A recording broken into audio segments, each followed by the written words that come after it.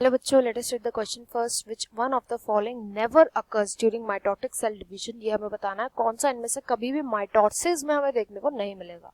Coiling and condensation of chromatids, spindle fibres attached to kinetochores of chromosomes, movement of centrioles towards the opposite poles and pairing of homologous chromosomes. ये हमें बताना है. तो बहुत ही ज्यादा easy question है ये. यहाँ पे जो की कॉन्सेप्ट यूज होगा वो होगा माइटोसिस का. माइटोसिस क्या होता है? ये वो डिवीजन होता है जिसके थ्रू एक पेरेंट सेल जब भी डिवाइड करता है तो यहाँ पे दो डॉटर सेल्स देता है. यहाँ पे दो डॉटर सेल्स बनती है. इन्हें दोनों की दोनों डॉटर सेल्स होते हैं क्लोन्स. यानी कि यहाँ पे वेरिएशन देखने को नहीं मिलता. यहाँ पे टाइम जो होता है वो बहुत ज्यादा कम लगता है. टाइम कम लगता है. यूजुअली माइटोसिस जो होता है वो रिपेयर के लिए, सेल रिपेयर, डैमेज हो गई, ग्रोथ के लिए, तो इन सब चीजों के टाइम पर जो सेल होती है तब वो डिवाइड करते हैं माइटोसिस के थ्रू.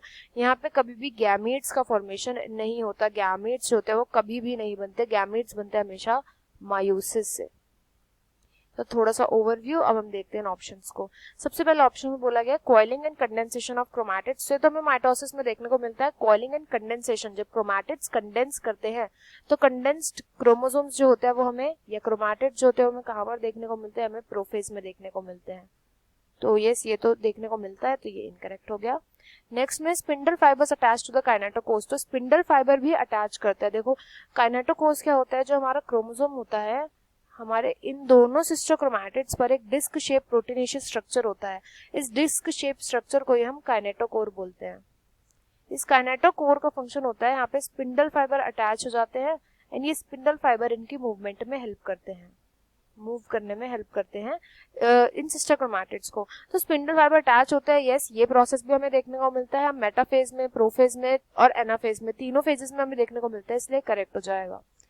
देन इसके बाद थर्ड है movement of the centrioles toward opposite poles. तो देखो सेंट्रियोल्स जो होते हैं, सेंट्रियोल्स का क्या फंक्शन होता है? इनका फंक्शन होता है स्पिंडल फाइबर्स को फॉर्म करने का. स्पिंडल फाइबर्स को बनाते हैं, ये स्पिंडल फाइबर्स जाके अटैच करते हैं. देन ऑपोजिट पोल्स पर जब जाते हैं मूवमेंट, जब सेंट्रियोल ऑपोजिट पोल्स पर जाता है, ये भी हमें देखने को मिल जाता है या तो प्रोफेज के एंड में या फिर मेटाफेज के स्टार्ट में हमें देखने को मिल जाता है. मेटाफेज के स्टार्ट में देखने को मिल जाता है.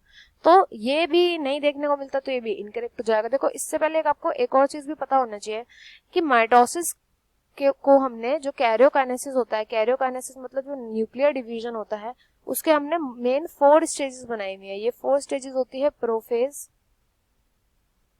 फिर उसके बाद आता है मेटाफेज, उसके बाद आता है एनाफेज, देन लास्ट में आता है टीलोफेज.